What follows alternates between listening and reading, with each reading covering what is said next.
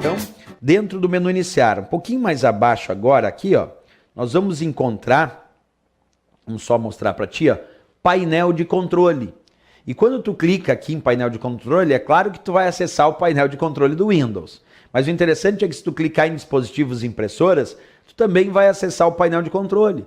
Se tu clicar em programas padrão, também o painel de controle. Quer dizer, esses itens aqui, o próprio painel de controle, dispositivos, impressoras e programas padrão aí do menu iniciar, todos eles vão te dar, de alguma maneira, acesso ao painel de controle. É que se tu clicar direto em painel de controle, é o painel de controle genérico, com todos os seus itens. Se tu clicar em dispositivos e impressoras, tu está acessando só um item do painel de controle, que se chama dispositivos e impressoras. Se tu clicar em programas padrão, está acessando um item do painel de controle chamado programas padrão. Então aqui é o geral, é o painel de controle com todos os seus itens. E aqui abaixo já são específicos, mas também pertencem ao painel de controle. A pergunta que fica então, pensando como sempre nas provas de concurso, qual é a função então do painel de controle? Para que ele serve? Porque o Windows Explorer é o gerenciador de arquivos e pastas. Perfeito. Mas qual é a função do painel de controle? Resposta: alterar as configurações do Windows ou alterar as configurações do sistema. Essa é a função do painel de controle. Repetindo então, alterar as configurações do Windows ou alterar as configurações do sistema. Vamos ver isso na prática. Então acompanha. Quando a gente clica na opção painel de controle, aparece então aqui a imagem do painel de controle do Windows. Como eu estou mostrando para vocês aqui, ó, mais ampliado. Tá aí, ó. Vai aparecer a imagem do painel de controle do Windows. Esse painel de controle, num primeiro momento, ele é separado por categorias. Então observa aqui, ó, está escrito exibir por categoria. E aí aparecem as diversas categorias de configurações do painel de controle. Sistema e segurança, rede e internet, hardware e sons, programas, contas de usuário e segurança familiar, aparência e personalização, relógio, idioma e região e também facilidade de acesso. Tem provas que já perguntaram itens que pertencem a categorias do painel de controle. Então, além de exibir o painel de controle por categorias de configurações, nós podemos clicar aqui onde diz categoria, observa, e exibir o painel de controle em ícones pequenos ou até em ícones grandes. Aqui eu estou exibindo ícones pequenos. E aí nós vamos visualizar os diversos itens do painel de controle espalhados e não mais separados por categoria. Porque nós podemos exibir o painel de controle basicamente de duas maneiras. Ou os itens agrupados em categorias, ou eles espalhados aí pelo painel de controle sem estarem agrupados por categoria, exibidos em ícones pequenos e ícones grandes. Tá? Bem, mais tarde a gente vai estudar num outro capítulo à parte as funções do painel de controle do Windows. Por enquanto, como eu estudo ainda do menu iniciar, a única coisa que eu quero de ti é só entender o que é o painel de controle, que é o local onde tu altera as configurações, do sistema, as configurações do Windows. Mas ainda não é o estudo do painel de controle em si.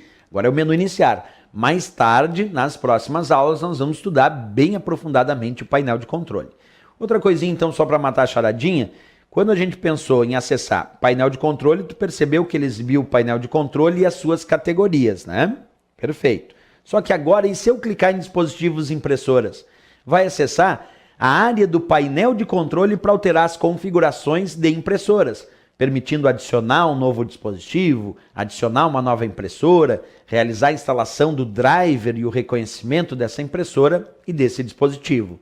E programas padrão, que também vai acessar um item do painel de controle, é para definir qual é o programa padrão para cada uma das atividades ou para tipos de arquivos do sistema. Exemplo, aqui em programas padrão, eu posso escolher qual é o programa padrão para um tipo de arquivo. Por exemplo, .docx tem como seu programa padrão o Word, mas eu posso alterar isso, eu posso clicar em programas padrão, localizar o arquivo .docx e pedir para que o programa padrão do docx não seja mais o Word, seja agora o LibreOffice Writer. E pode fazer isso, porque a ideia de programas padrão é definir qual é o programa padrão para navegação, qual é o programa padrão para edição de texto, qual é o programa padrão para planilha, mas também alterar a associação que existe entre um tipo de arquivo e o seu programa padrão. Como eu dei exemplo, a princípio .docx está como programa padrão para o Word, mas tu pode alterar isso e definir que .docx agora tem como programa padrão o LibreOffice Writer. O que isso ocasiona no sistema? Que quando tu altera o programa padrão para um determinado tipo de arquivo, quando agora eu clicar naquele arquivo com a extensão .docx, ele aplicar um duplo clique, ele não vai abrir com o Word. Como eu alterei o programa padrão, agora ele vai abrir com o LibreOffice Writer.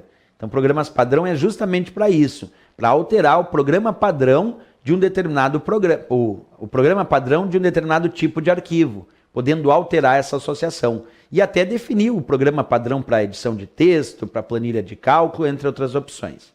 E finalmente aqui embaixo nós temos ajuda e suporte, que dá acesso aos conteúdos de ajuda do Windows, te mostrando como realizar as configurações, como alterar as configurações do sistema e até acessar os seus recursos. Então ajuda e suporte do menu iniciar, como o próprio nome diz, é o famoso F1. F1, a tecla de atalho para ajuda e suporte é F1, que dá acesso aos conteúdos de ajuda que tu tem aí no sistema operacional Windows, certo?